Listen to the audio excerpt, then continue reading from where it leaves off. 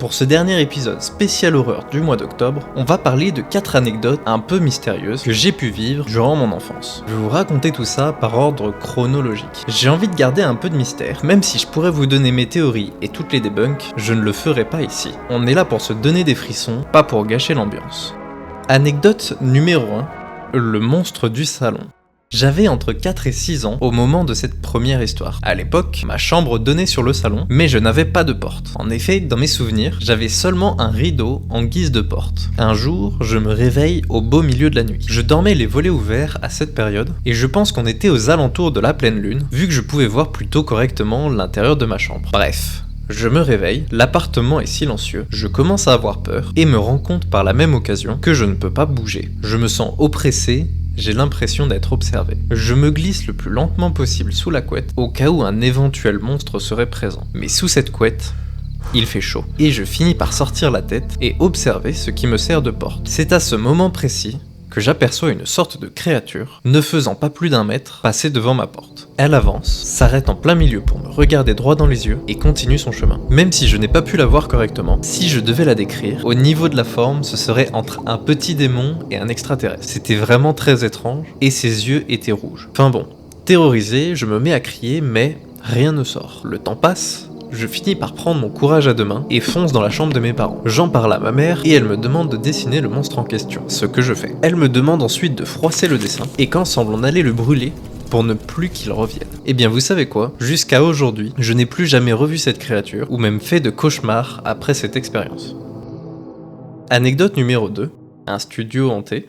Alors celle-ci est très courte, parce que mes souvenirs sont un peu flous. J'aurais pu demander à ma mère un peu plus de détails, mais je n'ai pas pris le temps de le faire. Donc voici ce qu'il me reste. Vers mes 9 ans, on habitait, ma mère, mon beau-père et ses enfants, dans un studio. C'était une période difficile. Nouvelle ville, changement d'école en plein milieu d'année, et dites-vous que par moment, on vivait à 7 dedans. Bien que ça pourrait déjà faire une anecdote flippante pour certains, on ne parlera pas de précarité, mais plutôt d'événements étranges dans le studio en question. En effet, celui-ci avait une atmosphère assez lourde. On n'y est vraiment pas resté longtemps, mais le peu de temps qu'on y avait vécu m'avait marqué. Il arrivait fréquemment que la télé, la radio ou autre objet électronique s'allume ou s'éteigne tout seul, que ce soit en journée ou en pleine nuit. Il m'est arrivé quelquefois d'être seul à la maison et je ne me sentais pas à l'aise du tout. J'aurais adoré vous en dire plus, mais j'avoue que mes souvenirs sont assez flous sur cette période. Mais je sais que quand je rentrais de l'école, je préférais traîner plusieurs heures dehors plutôt que de rentrer et me retrouver seul sur place.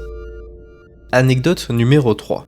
Une rencontre paranormale. Là, j'ai autour des 9-10 ans. C'est plus ou moins sur la même période que l'anecdote précédente, mais ici, je vous avoue que celle-ci est beaucoup plus claire. J'étais en vacances chez mon père, et à cette époque, j'avais une tablette Android. À ce moment-là, c'était l'âge d'or du Play Store. Il y avait que des bangers en applications et jeux proposés. Et moi, en tant que gamin curieux, je testais absolument tout ce que je trouvais. Et dans cet océan d'applications, il y avait les radars paranormaux. Comme quoi, le gamin n'était pas assez marqué par le studio dans lequel il vivait quelques mois plus tôt. Bref, qu'est-ce que c'est, me direz-vous? Ce sont des radars qui sont censés vous dire si autour de vous, il y a des esprits, des extraterrestres, etc. En y repensant, c'est un peu ridicule, je sais. Rigolez pas parce que pour un gamin de mon âge, j'étais terrorisé. C'était effrayant de ne rien avoir pendant 5 minutes et de soudainement voir des points apparaître sur l'application et se rapprocher petit à petit de toi. Bref, vu que je m'occupais avec ça en journée, j'étais convaincu que l'appartement était hanté. Petite anecdote dans l'anecdote, pour vous dire à quel point j'aimais me faire peur. Une fois, j'ai été laissé tout seul dans l'appartement qui était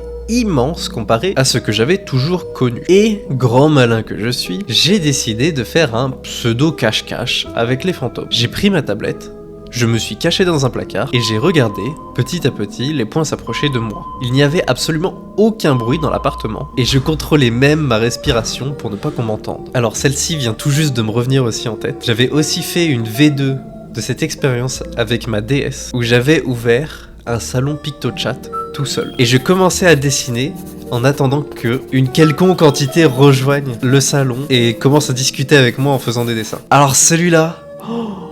il m'avait fait me chier dessus. Bref, je pense que j'ai rarement eu des expériences aussi flippantes de toute ma vie. Je ne voulais plus sortir du placard, tellement j'étais figé par la peur. Maintenant que vous avez le contexte, je vais passer à la fameuse rencontre paranormale. C'était assez tard dans la nuit. je dirais entre minuit et 1h du matin. À ce moment-là, je partageais ma chambre avec ma sœur. On dormait dans un lit superposé, et pour ne pas qu'elle dise à mon père que je traînais sur ma tablette à cette heure, je me suis faufilé dans le salon sur le canapé pour pouvoir regarder YouTube et jouer en paix. Le temps passe, je fatigue, et à un moment, ma tablette glitch. C'était hyper bizarre. Tellement bizarre que l'écran finit même par s'éteindre. Et là, à littéralement 30 cm de moi, apparaît une masse blanche un peu brumeuse. Elle s'avance lentement et traverse le mur pour aller dans ma chambre. Pile après cet événement, ma tablette se rallume et fonctionne normalement. Bizarrement, je n'ai pas eu peur. Je me suis discrètement dirigé dans la chambre pour voir si elle s'y trouvait, et non, plus rien. Elle avait complètement disparu.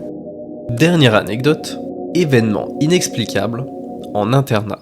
Pour cette dernière histoire, celle-ci se passe beaucoup plus tard. J'étais au lycée, probablement en seconde, dans un internat catholique. Pour un peu plus de contexte sur cette histoire, je vais vous expliquer comment l'internat était construit. Au rez-de-chaussée, il y avait celui des filles majeures. Au premier étage, celui des mecs. Et au-dessus, une grande salle d'examen. C'était la salle de CCF. Une énorme salle avec facilement une centaine de bureaux et de chaises individuelles qui étaient là pour les examens importants, comme le bac blanc ou autre truc à gros coefficient. Un soir, vers les alentours de 21h30, 22h, on entend au-dessus de nous un bruit de fou, comme si l'entièreté des chaises de la salle de CCF venait de tomber au même moment. L'internat entier l'avait entendu. Normalement, à cette heure, tout le monde est dans sa chambre et personne n'a le droit de sortir, vu qu'on est censé aller se coucher. Du coup, c'était vraiment bizarre. Avec la surveillante, on est tous partis voir ce qui s'était passé. S'il n'y avait pas juste des gens qui étaient partis faire des conneries à l'étage du dessus. On se dirige jusqu'à la salle et, premier truc, elle était fermée à clé. La surveillante l'ouvre, on allume les lumières pour voir ce qu'il s'était passé. Et ben vous savez quoi ?